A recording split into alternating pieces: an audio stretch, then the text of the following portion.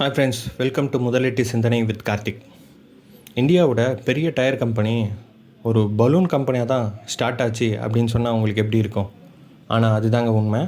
நம்ம இப்போ எம்ஆர்எஃப்பை பற்றி தான் பார்க்க போகிறோம். 1946 கேஎம் மமன் மாப்பிள்ளை அப்படின்றவர் மெட்ராஸில் தொடங்குகிற மெட்ராஸ் ரப்பர் ஃபேக்ட்ரி அப்படி தான் பின்னால் எம்ஆர்எஃப் டயர்ஸாக மாறுச்சு. 1952 அது ட்ரெட் ரப்பர் தயாரிக்க ஆரம்பிச்சது. 1961 தான் அது ஃபுல் ஃப்ளெஜ்டாக டயர் கம்பெனியாக மாறுச்சு. எம்ஆர்எஃபோட பிஸ்னஸ் மாடல் என்னென்னா வெர்டிக்கல் இன்டெகிரேஷன் தான்.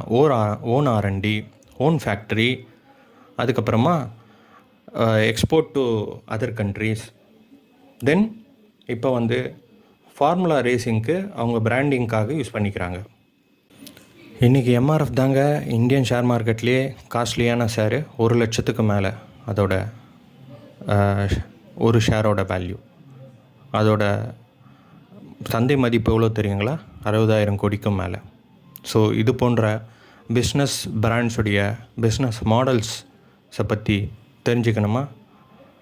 ஃபாலோ முதலீட்டு சிந்தனை.